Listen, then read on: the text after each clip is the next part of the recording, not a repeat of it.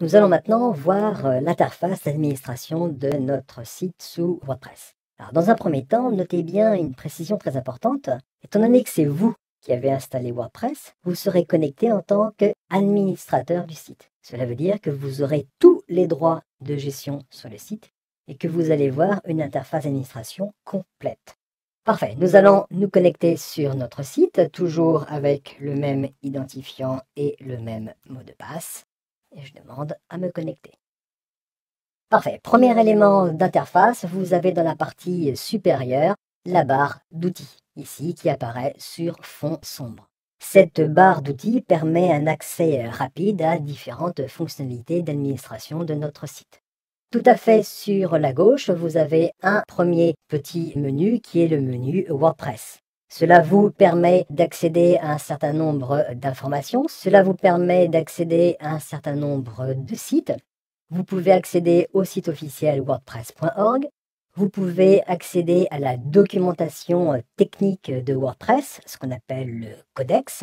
Et vous avez la possibilité d'accéder au forum français pour avoir un support technique sur WordPress lorsque vous avez des soucis. Deuxième élément que vous avez ici, ça reprend le nom de votre site, donc ici la cuisine des chefs, et cela permet d'accéder à notre site de sorte à visualiser le résultat des modifications apportées. Ici, vous avez le petit menu qui va vous indiquer le nombre de mises à jour que vous pouvez effectuer dans votre site. Cela concerne aussi bien WordPress que les extensions, ce qui est le cas ici puisqu'on a une possibilité de faire une mise à jour d'une extension, mais aussi des thèmes. Quatrième élément, vous avez la possibilité de visualiser les commentaires qui seront en attente de modération sur votre site. Enfin, avant-dernier menu, c'est le menu Nouveau qui va vous permettre de créer rapidement un nouveau contenu. Cela va vous permettre de créer rapidement un nouvel article, d'ajouter un fichier multimédia au sens large du terme, aussi bien images, vidéos, sons, etc. Cela va vous permettre d'ajouter un lien, une page ou de créer un nouvel utilisateur.